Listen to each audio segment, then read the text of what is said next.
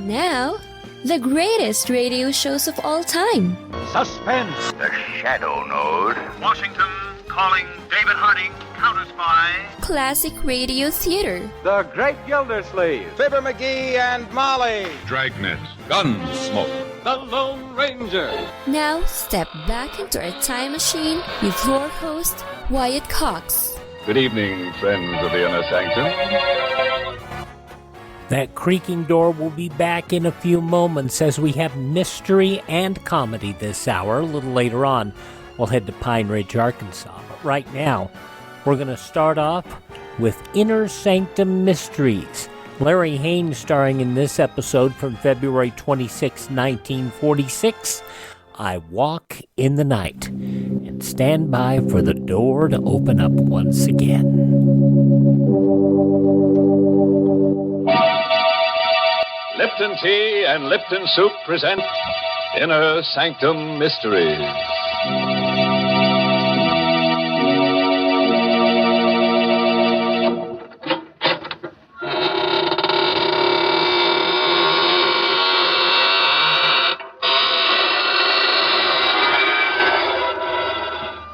Good evening, gentle friends of the Inner Sanctum.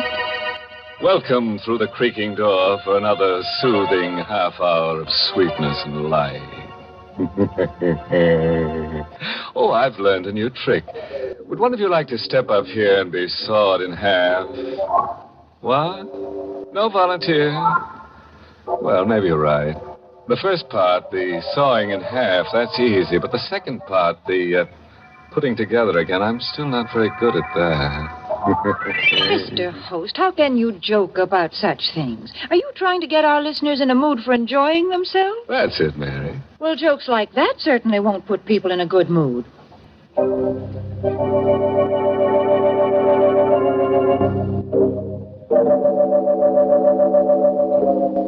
What does a man think of when there's murder in the air?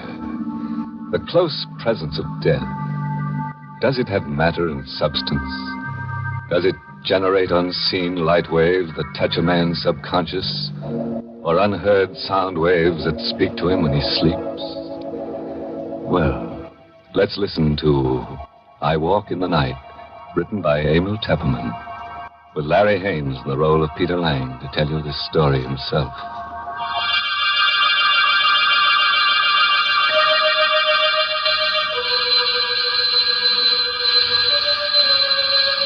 I don't know if it was the ringing of the doorbell that awoke me, dragged me back to consciousness out of a deep, heavy sleep. I felt groggy, as if I'd been drugged. My eyes were so heavy, so hard to keep open. That infernal ringing. I stumbled out into the hall. Myrna's room, my wife, there opposite mine. I knew the door would be locked. We'd quarreled last night while the Judsons were visiting from the house next door. Myrna had made a scene. She went to her room and locked herself in. Pete, wake up in there. As I stumbled down the hall to the front door, I recognized Phil Judson's voice. Phil and Henrietta lived in the house next door, just across the lawn. Pete! All right, I'm coming. Just a minute. Can't get this open. There. Oh, thank heaven you woke up, Pete. I thought you'd never hear me. What's wrong, Phil? What's that poker for? Henrietta saw a prowler come out of this house. A prowler? What's the matter with you, Pete? You look groggy. Wake up. I don't know. I feel as if I'd been doped. What's this about prowler? Henrietta saw him climbing out of Myrna's window. She yelled to me, and I grabbed the poker and came running out. The poker? What's the matter with you? Didn't you hear me? A man was in Myrna's room just now. But, great Scott. Myrna's alone in there. Come on.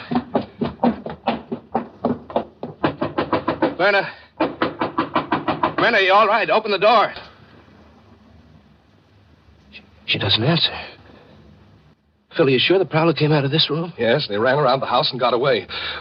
Look, Pete, have you got a key to this door? No, it's bolted on the inside. We've got to break it down. Come on, put your shoulder to it. Once more now. Well, where's the light switch? Oh, here, I've got it. Better not come in, Pete. No, let me in. I've got to see. Bernard. Take it easy, Pete. Oh, Bernard. Strangled to death. Oh, Bernard. Look at the black and blue marks on her throat. This chain on her neck, it's broken. It was her locket. The one I gave her last Christmas. Killer must have taken it with him. And see here, her fingernails, there's bits of skin under them. She must have struggled and scratched the killer's face or hands. Why, Phil? Why should anyone want to kill her?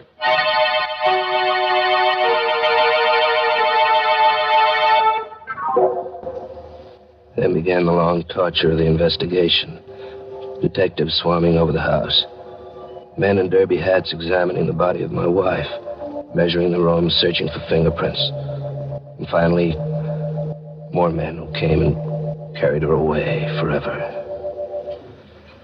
Through it all, Phil and Henrietta sat with me, trying to give what comfort they could. Oh, Peter, dear, please talk to us. I can't stand seeing you sit there with your head in your hands. It won't bring Myrna back to life. Henrietta's right, Pete. You've got to get a hold of yourself. I know, but I can't stop thinking about it. Those marks on her throat, the torn chain, the locket gone. Look here, Pete, there's something we have to talk about. Now, get that dazed look off your face and listen to me for a minute. Yes, Phil. There's a police inspector in Myrna's room right now. O'Brien is his name.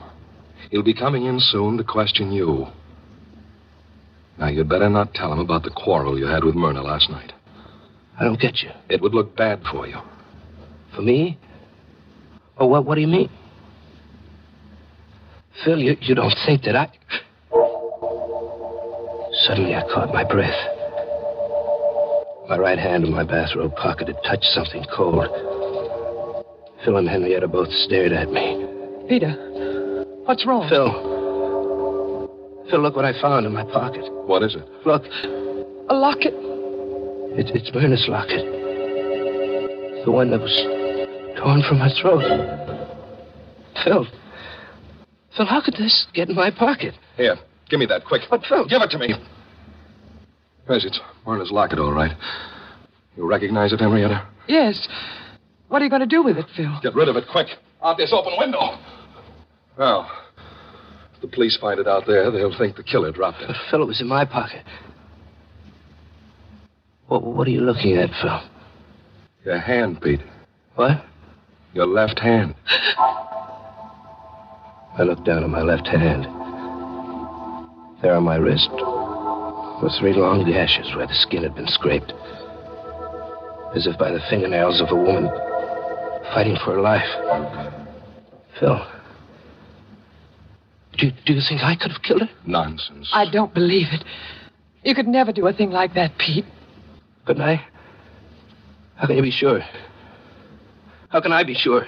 Peter, please, don't talk like that. You're making yourself out some terrible monster, but you aren't. Phil and I know you can't be like that. I don't know. Maybe I got up in my sleep and killed Myrna without ever knowing it consciously. After all, I did have that quarrel with her last night. Cut it, Pete. Here comes O'Brien, the detective. I hope I'm not intruding. Oh, no. It's all right, Inspector. Come in, O'Brien. Mr. Lang is very upset. The shock. Yes, I understand. Believe me, Mr. Lang, you have my deepest sympathy. I wouldn't bother you at all at a time like this, but Inspector O'Brien was a pink-cheeked, cherub-faced, chubby little man. But his eyes were cold and blue and restless. They kept jumping from Phil to Henrietta to me as he fired his questions at us. Mr. Lang, one more thing. I understand you had a small party here last night? Oh, no, it wasn't a party. Just Phil and Henrietta and Ted Hale. Ted Hale? Yes, Myrna's cousin. Oh, I see. This Ted Hale, a cousin of your wife's, you say? Pardon me, Inspector. Yes, Mr. Johnson? Peter's too easygoing and good-natured to tell you about Ted Hale, but as Peter's attorney, it's my duty to give you certain information. Oh, go ahead. Myrna, Mrs. Lang, owned considerable property in her own right. Recently, I drew a will at her request. In it, she leaves a sizable sum to Ted Hale. Oh, I just thought of something. What is it, Henrietta? Well, Peter was so groggy when he woke up. That's right. He looked as if he'd been drugged. Well, don't you remember last night? Ted Hale went in the kitchen to mix the last round of drinks. Oh, Henrietta, that's ridiculous. On the contrary, it's quite important. Now, tell me, this Ted Hale, what does he do for a living? Why, he works for me in my brokerage office. Mm-hmm. To please Myrna, I gave him a job as my confidential secretary.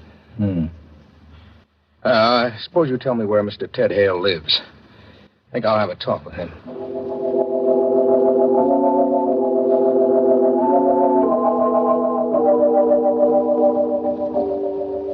Now, all you have to do, Pete, is sit tight. Let O'Brien follow up his lead. But, Phil, I can't let him arrest Ted Hale. He didn't kill Myrna. I did. I must have. The locket, these scratches. It's not fair to Ted. As your attorney, I won't let you strap yourself in the electric chair. You go back to your room and get some sleep. Henrietta, do you mind going back to our house by yourself? Of course not. I'm going to sleep right here in the living room on this couch, in case Peter needs me tonight.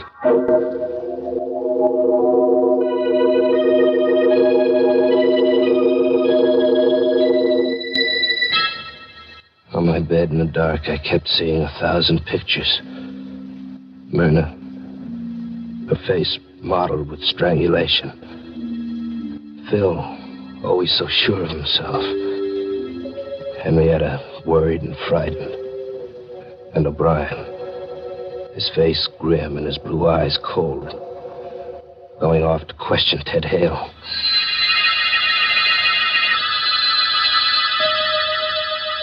I must have been close to dozing off when I heard the doorbell faintly, as if in a dream. I tossed about in bed for a moment or two. And then I heard the voices in the living room. Phil's, cold and harsh. And someone else's, loud and angry and frightened. I got out of bed and opened the door. I went down the hall to the living room. I had to know who was in there arguing with Phil. It was Ted Hale.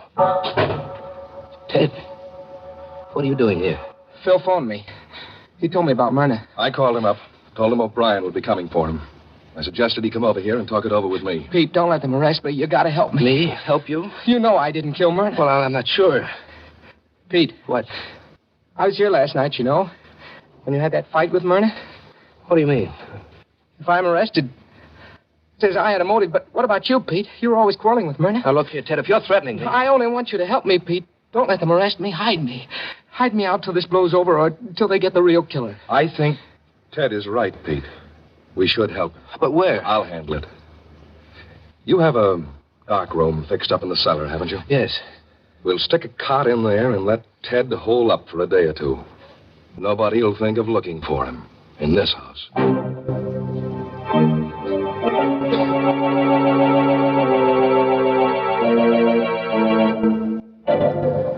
Poor Peter. Seems to be in a daze half the time.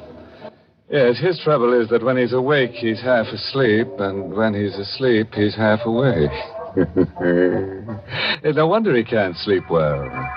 He seems to be such an honest person, he can't lie easy. What a sense of humor. February 26, 1946, Inner Sanctum Mysteries here on Classic Radio Theater with Wyatt Cox. Thanks for tuning in to Classic Radio Theater with Wyatt Cox here on your favorite radio station. Now more of Inner Sanctum Mysteries. February 26, 1946, Larry Haines starring in I Walk in the Night. Now, let's get back to our sleepwalker. There's no telling what he might have done while we were talking about tea. Now, let's see, where were we? Peter and Phil were going to hide Ted Hale in the cellar. Now, listen to me carefully, Peter. If Ted Hale is arrested and talks, O'Brien will learn about the quarrel you had with Myrna last night. He'll start digging into things that won't look so good for you. No, Phil, wait. I know you're trying to help me, but if I did it... If I did kill Myrna, then there's no use trying to protect me. It isn't right. I'm a dangerous man. Fiddlesticks. But you can't brush it off like that. Do you know what it means to lie awake in the night, wondering whether you've killed your own wife? Wondering whom I'll kill next? Cut that out. We've got business to attend to. Now, here's my plan. We'll let Ted stay here tomorrow. And then tomorrow night, I'll smuggle him out of the country. Get him passage on a freighter to South America, maybe. You think he'll go? Sure, he'll go. He's scared stiff. But we'll need money. Lots of money. Now, how much have you got in the safe at the office? So about $10,000 in cash, but there's a batch of negotiable bonds. They'll do. I'll go down to the office the first thing in the morning and get them out of the safe. You had the combination? Yes, you gave it to me when you gave me your power of attorney, remember? Oh, yes. Now, don't you worry about a thing. Oh, here. Take this powder. It's just one of the bromides that Henrietta uses. It'll help you get to sleep. By tomorrow morning, everything will be fixed up. Fine.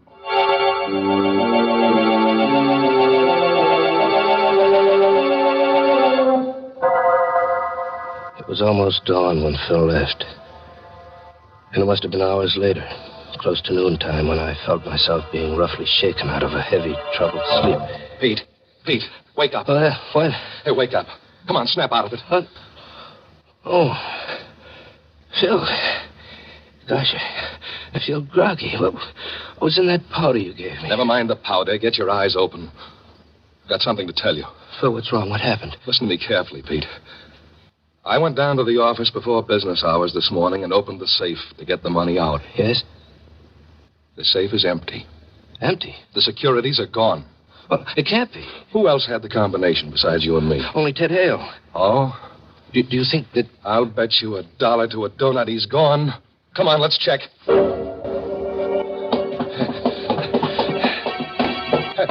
Look, Pete, there's a light in the dark room. He must have got up early and beat me to it, to the safe. Ted, you in there? Always the optimist, huh? Come on, open it up. Ted. Good heavens.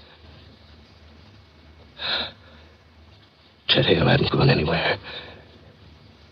He was lying there on the cot. His head was a bloody pulp.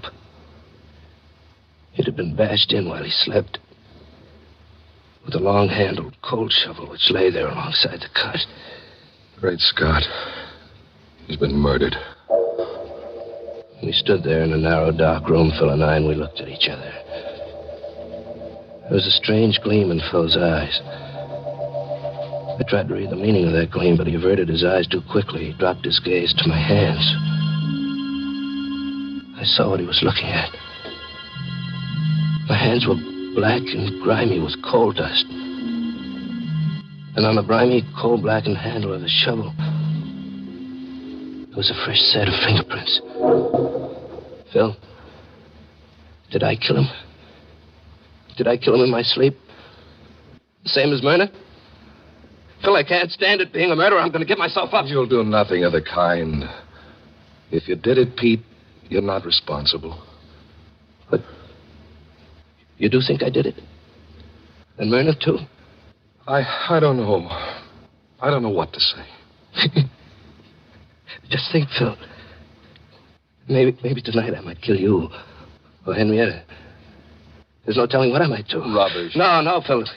It's hard to believe, but there's the proof. I'm a murderer. I'm dangerous. There's only one thing to do. I won't let you do it. What else is left? Come on. I'm going to help you hide Ted's body.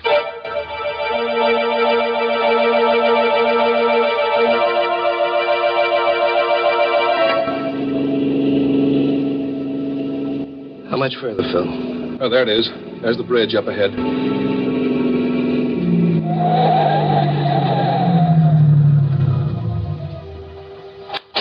Okay. Here, help me with it. We had the body of Ted Hale in a sack with a pair of 100-pound dumbbells to weight it down.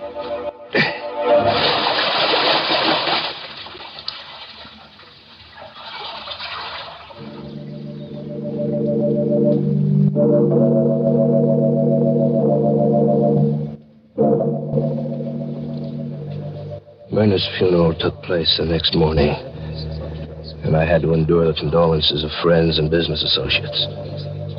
But Phil and Henrietta stood by me all through it. It'll be over soon, Peter. Then you can rest. Keep your chin up. I'll get rid of the stragglers. Look. Look who just came in. Where? Oh, Inspector O'Brien. What does he want, Phil? Take it easy, take it easy. Let me do the talking. Talk all you want after the bottom of the hour break. February 26, 1946, Inner-Sanctum-Mysteries. Larry Haines starring in I Walk in the Night. You're listening to Classic Radio Theater with Wyatt Cox on your favorite radio station.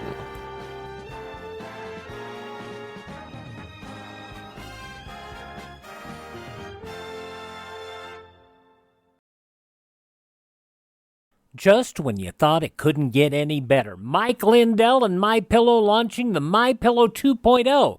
Now, when Mike invented MyPillow, it had everything you could want in a pillow.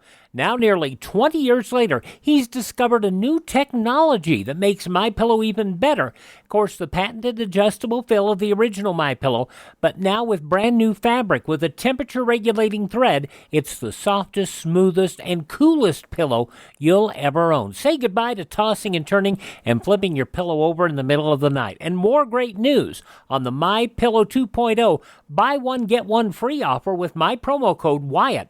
MyPillow 2.0 is 100% made in the USA, 10-year warranty, 60-day money-back guarantee. Go to MyPillow.com, click on the radio podcast square to receive the MyPillow 2.0 buy one, get one free offer. Use my promo code Wyatt or call 1-800-928-4715.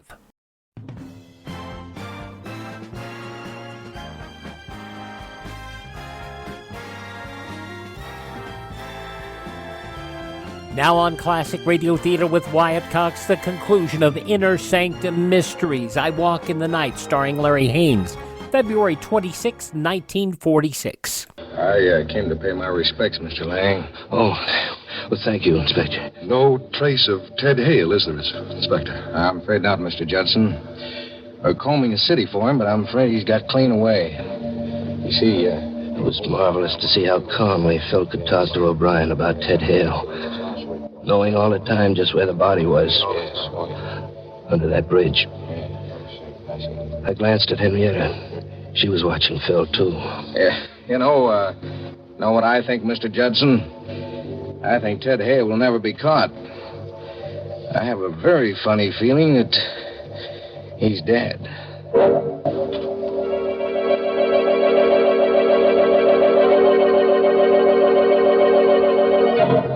Later that afternoon, I took a taxi cab and I went down to police headquarters and asked to see Inspector O'Brien. Glad to see you, Mr. Lang. You're looking a little better this afternoon. I feel better, Inspector. I feel better because I've come to an important decision. Oh, yeah? Inspector, I've decided to tell you something that'll startle you. That's pretty hard to startle an old hand in my business. Go ahead, I'm listening. All right. Inspector, Ted Hale didn't kill Myrna. I killed her. That is, I think I killed her. You think you killed her? Don't you know? It sounds crazy, doesn't it? But I assure you, I'm perfectly safe. Just a second now. You either killed her or you didn't kill her. If you kill somebody, you know it. No, not in this case, Inspector. You see, I think I did it in my sleep. Both times. Myrna and Ted Hale, too. Hold on now. I'll get someone to take notes. I suppose you start from the beginning. I told him the whole story. How Phil had awakened me. And we found Myrna strangled. The groggy, drugged feeling I'd had. How Ted Hale had tried to blackmail me. And how Phil had awakened me once more and we'd gone down to the cellar. And found Ted with his head bashed in. I talked for a solid hour. I'm glad you came to see me, Mr. Lang. Glad you told me all this. You must have had a hard time reaching a decision to come here. Yes. Yes, it was hard, Inspector. Mm-hmm. Phil wanted me to go away. It would have been so easy to go away and let him take care of things. But I'd never be able to sleep for fear I'd kill someone else. Well, you needn't worry, Mr. Lang. There won't be any more killings. Not if I'm safely in jail. You're not going to jail. You're going home. What?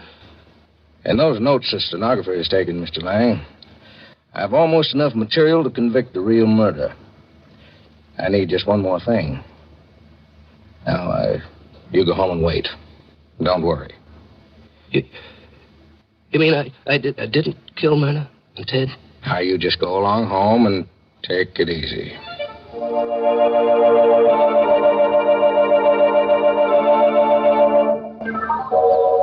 I'm back at home now. It's 2 hours since I left O'Brien's office, and I've taken the time to write down this full account, just as I gave it to the stenographer. As I write now, I can look across the lawn to Phil Judson's house.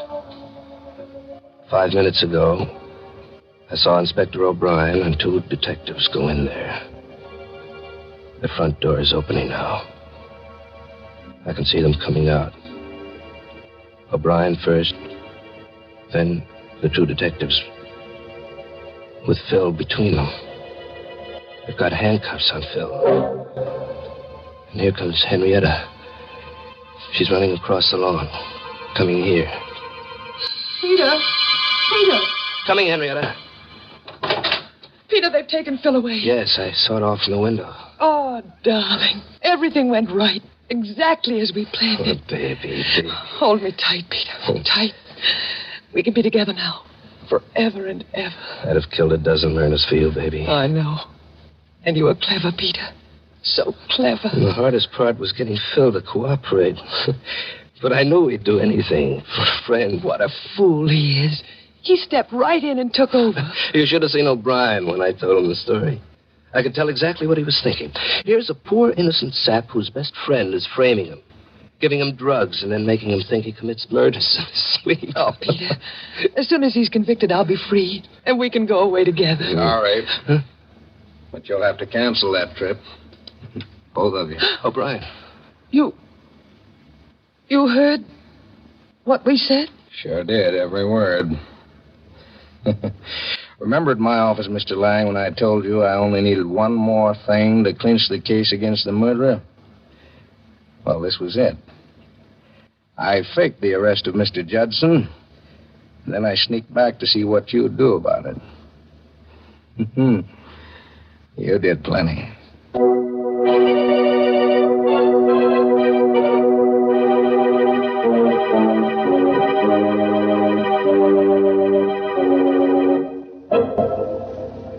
Well, Pete certainly ruined a perfect crime by talking too much, which all goes to show that it's not wise to kill and tell. Mercy.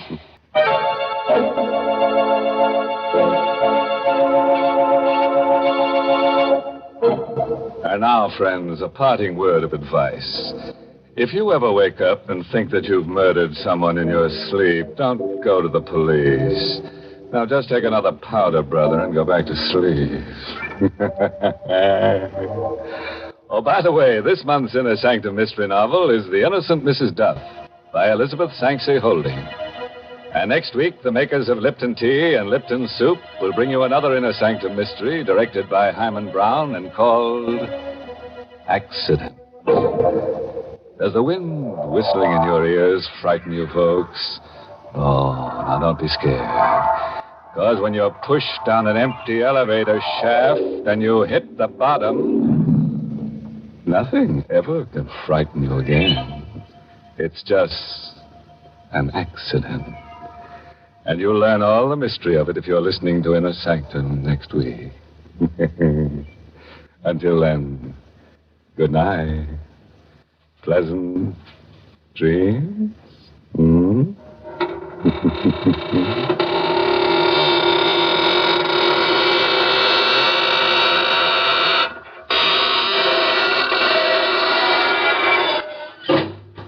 February 26, 1946, Inner Sanctum Mysteries on Classic Radio Theater with Wyatt Cox. Now let's get away from the creaking door and head to Pine Ridge, Arkansas to wrap up this hour of Classic Radio Theater with Wyatt Cox. Lum and Abner as they work on their new radio station, VPR, and they try to get a new announcer. This is from February 26, 1953. Granny's, Abner. I believe that's our ring. I dog is Lum. I believe you're right. I'll see. Hello, Jot 'em down store. This is Lum and Abner.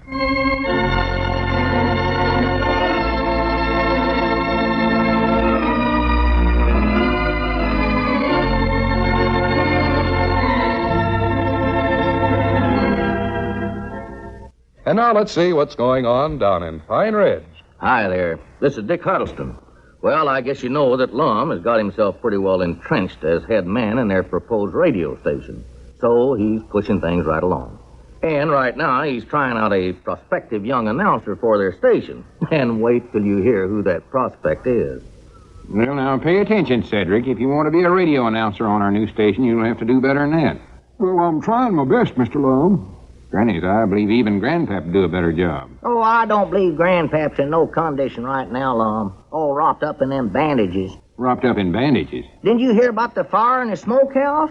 He had that new dog of his, Garfield, locked up in there. I know that, Abner, but what about the fire? Well, Grandpap was trying to smoke Garfield out of the smokehouse. You know how ornery that dog was. He wouldn't let Grandpap near him. I know that, Abner. What about the fire? Was he hurt bad? No, Garfield never even got singed. He'd already dug his way out before the fire started. I mean, was Grandpap hurt? Well, he fell through the window in the roof and got burned a little on the arm and kind of overcame with smoke.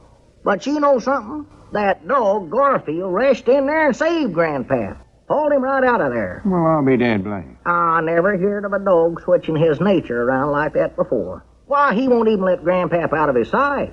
Just sits there licking his hand. Just loves him. Well. Him and Aunt Charity both. He's fond of both of them now. Well, I'm glad they got that Garfield thing settled. Oh, yeah. Now, maybe we can concentrate on our radio station. Come on, Cedric, let's try this announcing again. Lum, I think I can do that announcing job that you're giving to Cedric. No, you're going to have your hands full cranking that generator. I can do that with my feet. All right, you'll have your feet full then. Yeah, but Lum, I still Well, now, think... Abner, don't forget I'm president of this company. Oh. You forced me to take this position when you insisted on taking me into partnerships with you. Well, yes, I know. I didn't want to take it, but you practically beat me over the head and made me do it. Yeah. We agreed that I was supposed to take over the production department and you'd take over the generator department. You want to change that now? Well, it does seem to me that... I'll get out of the whole thing again if you want me to. No, just let it go. Yes, get your salmon now. Huh? Genuine cockeyed salmon, 9-ounce can, special today, 6 cents a can. No, Cedric. You still got it wrong. It ain't 6 cents a can, it's 65 cents a can. Oh, yeah, I keep forgetting that. Granny, we'd bankrupt ourselves selling it for 6 cents. No, geez, yes, watch that, Cedric. And another thing you got wrong is it ain't cockeyed salmon, it's sockeye, red sockeye. Oh. Doggy, that would be funny, wouldn't it? A cockeyed salmon. All right, Abner, you stay out of this now. Cedric's mixed up bad enough as it is. You know, if there was such a fish as that, cockeyed like that, he might could hurt himself. Swimming around, not seeing where he's going, bumping into everything. All right, Abner, just forget it. That would be it. Now then, Cedric. Maybe that's how he got cockeyed, banging his head into everything, rocks and stumps and the bank and everything. Oh, for pity's sakes, Abner. You better get over there and start cranking that generator, because me and Cedric are going on the air with this special announcement as quick as he gets it memorized. Hurry up now, Abner. Oh, all right. There must have been something wrong with his eyesight for him to run into that can in the first place. Now then, Cedric, run through it one more time and see if you can't get every word right in it. Yes, Mom. Recollect, now, it's 65 cents, not 6 cents. Yes, Mom, I'll try. Reckon it'd help any if he wore glasses? Well, he ain't going to read it. He's just going to recite it by memories. I don't read so good with or without glasses, no way. I ain't talking about you, Cedric. I mean the salmon. Oh. Of course, now, even if he had them, I don't know how he'd keep them on. Ain't got no ears to hook them over. Well, yes, I have. Looky here. I got plenty of room to hook them on. I'm talking about the fish. Oh. All right, Abner. I told you once to get over there and start generating up some electricity for us. I'm going. I'll figure out some way to help that little salmon yet. All right, Cedric. Stand up straight there and say what you're supposed to. Yes. Get your salmon now. Genuine sock-in-the-eye salmon. Wait a minute. It's sockeye, not sock in the eye. And it's red. Well, I don't doubt it getting socked that way. Maybe we ought to wait a while before we advertise it. Because that eye will turn black and blue. Better make sure we know what we're selling them. See, this is my first radio announcing job, and I want to get off to a good start. Well, just let me worry about the color.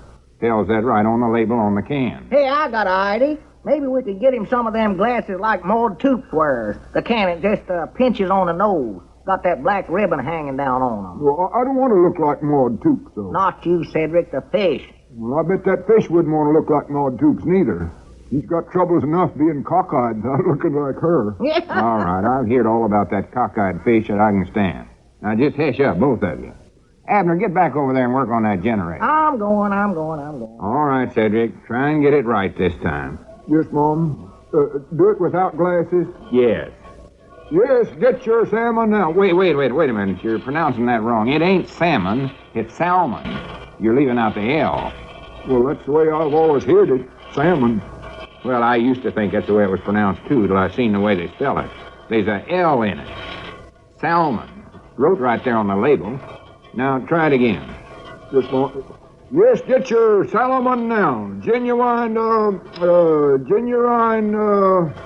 red cockeyed, or sockeyed. Oh, yeah, genuine red sockeye salmon. 9-ounce can, special today, 6 cents. 65 cents. Mom? 65 cents. Yeah, Abner's right, Cedric. It's 65 cents. I wish you'd get that right. 65 cents. 65 cents. Five. Now I believe I got it. Well, good. Got enough power generated there, Abner? Yeah, I think so. Now, good. Now, let's get on the air and try this out once, then. Now, don't be nervous, Cedric. This ain't one of our regular programs. We won't get around to starting them for a day or two yet. Well, my mama and my papa are going to be listening to me. Well, I hope there's a lot listening so we can get shut of some of this salmon. It ain't been selling at all. Maybe by putting the word special in there, it won't sound so high to them. Well, we can't lower it none, Lum. We're just about breaking even as it is now. Well, I told Mike and everybody in town to listen to me, so you ought to be able to sell some of it. Well, good. Well, let's give it a try. Now, you know when to come in now, don't you, Cedric? Right when I give you the signal. Yes, Mom. Let's see now. I believe I've got everything turned on except the main switch here. I'll get that on here, and we're ready to go. Have you got that other gadget there turned to voice? Oh. Good morning, you all out there. This is radio station VPR, the voice of Pine Ridge speaking. We're broadcasting frequently on the Edwards and Peabody shortwave hooked-up network. Don't get that sound good. This is Lum Edwards, chief announcer, bringing you our first special announcement. Salmon. Yes, folks, now's the time to buy salmon. Get it in the big economy 9-ounce can, and make sure you get genuine sockeye. Salmon. Get it on the special price at the John 'em Down store, so you get your salmon now. Yes, get your salmon now. Genuine red sockeyed salmon. Special today, 5 cents a can. Oh, me, turn that thing off, Lum. Quick, turn it off. I got it. For the land's sake, Cedric, can't you get nothing right? How many times did I tell you it's supposed to be 65 cents? Dog, it's 5 cents a can. Well, leastways, I never said 6 cents like I was doing before. I made a little improvement. Yeah, that's a fine improvement. Going from 6 cents down to 5. Well, I'm sorry if I done something wrong. Oh, me. You might try it over again? No, I think I'll wait a while. I can see right now we're going to have more rehearsals before we go on the air. Wait a minute, was that our ring, Abner? I don't know. It might have been. I better see. 5 cents. Hello, John 'em Down store. That boy. Mom? Oh, you here at the program. 4 cans of salmon. Well, just a minute, Miss Barton. Yeah, I know that's the price we set on the air, but, well, just let me explain. Yeah, the price is 65 cents. No, we never said that just to get you down here. I know we said 5 cents, but... Yes, but... Well, you can't do that, Miss Barton. You can, huh? Well, all right, then. We'll send you 4 cans of salmon, 5 cents a can. All right, Miss Barton. Much obliged. Goodbye. Lum, we can't afford that. I know, but what else can I do? Well, that's 60 cents a can we're losing. 60 times 4 is... Oh, Doggy, that's a lot of money. Just look what you did, Cedric. Yes, Mom. On to I never knowed I'd be so good at it. Good at it? Lum, there's our ring again. Reckon that's somebody else that heard the announcement? Granny's, I hope not. Me too. Hello, John 'em Down store. Oh, hello, Miss Bates. Oh, you heard it, huh? Uh-oh. Yes, Mom. 12 cans. All right. Goodbye. 12 cans? Lum, they're going to bankrupt them. I know it. We got to study it up something here fast. Maybe we could cut the wires. Oh, wait a minute. That's our ring. I tried disguising your voice, Lum. I don't think that works. Tell them they got the wrong number. Tell them anything. Hello, John 'em Down store. Cedric, you have... Oh, hello, Sister Simpson. Oh, you heard it too, huh? Oh, no, that's it. What? But, Sister Simpson, we ain't got more than 3 cases left. Well, we got to save some for other customers. Well, Sister Simpson, hello, Sister Simpson, hello. Oh, me. 3 cases? My dog, them boarders of Sister Simpson's will be so stuffed with salmon they'll be heading up the stream in the spring. Well, that straightens us out. Leastways now we'll know what to say to the next person that calls. Yeah, and they're there right now, too. You answer. Huh? Granny's, we got in and out of the radio business quicker than anything I ever seen. Hello, we ain't got none left. Huh? Oh, howdy, Dick. I thought you somebody wanting to get a few hundred cans of salmon. Yeah, we sure had a run on them. Cleaned us out in 5 minutes. You want to buy what? Just a minute. I better talk to Lum about that. What does he want? Well, I don't quite get it. Dick says he wants to buy some time on our radio station. Buy some time? Yeah. He says if we can get results like that, he wants to do the same thing and pay us for it. Granny's, I never thought of that. Give me that receiver, Abner. Don't. You and me just went back into the radio business. Huh? But this time we're going to sell something besides salmon. We're going to sell advertising to every outfit in Pine Ridge.